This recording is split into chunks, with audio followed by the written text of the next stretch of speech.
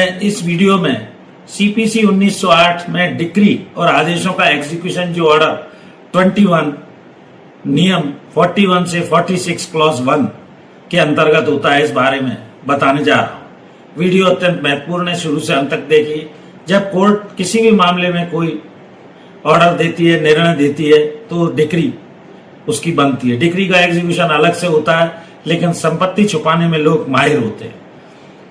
Court उस व्यक्ति की संपत्ति की जांच ऋणी को बुलाकर कर सकती है, मौखिक कर सकती है, जांच कर सकती है, वित्तीय जांच कर सकती है। ऑर्डर 41 में इस बारे में एक एफिडेविट उसको नोटिस देकर मांगा जाता है। वो अपनी संपत्ति के बारे में 30 दिवस के अंदर संपत्ति का विवरण शपथ पत्र पर देता है।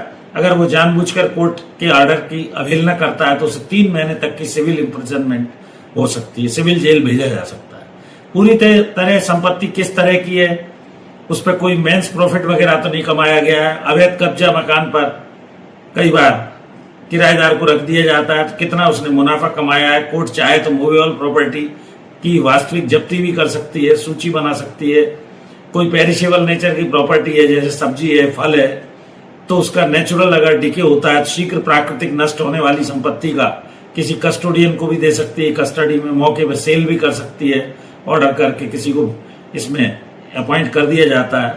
पुरानी अगर कोई खटारा गाड़ी है उसे बेचा जा सकता है, फल वगैरह, तो ये कस्टडी कोर्ट कस्टोडियन को दे सकती है। दूसरा, सेफ्टी की तरह सेक्शन 145 जो सीपीसी के तहत वसूली की कार्यवाही की जाएगी।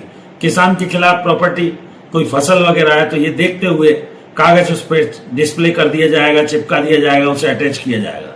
जहां तक गार्निशी का संबंध है, एक प्रॉपर्टी ABC की है और उस प्रॉपर्टी को अगर बेच दिया गया है किसी दूसरे को, तो गार्निशी के रूप में उससे वसूली, उसे भी सुना जाएगा।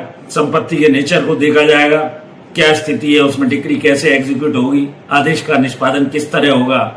ये कोर्ट सारी परिस्थितियों को देखकर, और जो तीसरा चौथा व्यक्ति है कोई आपत्ति करता है, या जिस व्यक्ति को जिससे उसने पैसा लिया है, जैसे उदाहरण के तौर पर A, B और C है, A ने B को दी, B ने C से कुछ उधार पैसा लिया, उसको प्रॉपर्टी दे दी, चौथा कोई ऑब्जेक्टर है, सबको सुनने के बाद कोर्ट सारी परिस्थितियों को देखकर गार्निशी से कहेगा कि इतना इतना पैसा इसके अंदर आप जमा कीजिए। सारी परिस्थिति देखकर उससे भी पैसा जमा करा सकता है। तो ये मैंने सिविल प्रोसीजर 1908 के अंतर्गत आदेश 21 नियम 41 से 46(1) तक डिक्री और आदेशों के निष्पादन की कार्यवाही बताई।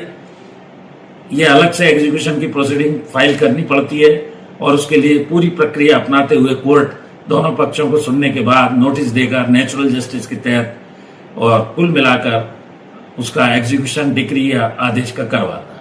तो वीडियो से जुड़े रहिए। मैं हर प्रकार के वीडियोस प्लेलिस्ट में जाइए, सुनिए, देखिए, और कोई कमेंट हो तो कीजिए, मैं उस पर वीडियो अवश्य बनाने का प्रयास करूंगा। हृदय से आभारी हूं। जुड़े रहिए पैरामीटर ऑफ लॉ चैनल से। Thank you for watching this video.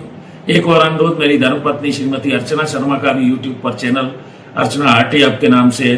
कृपया उससे जुड़िए, उसके वीडियोस देखिए, लाइक कीजिए, शेयर कीजिए, और आपको साधुवाद देता हूं पैरामीटर ऑफ लॉ चैनल से जुड़ने के लिए। धन्यवाद। इस वीडियो में यहीं तक। Thank you for watching this video. नमस्कार।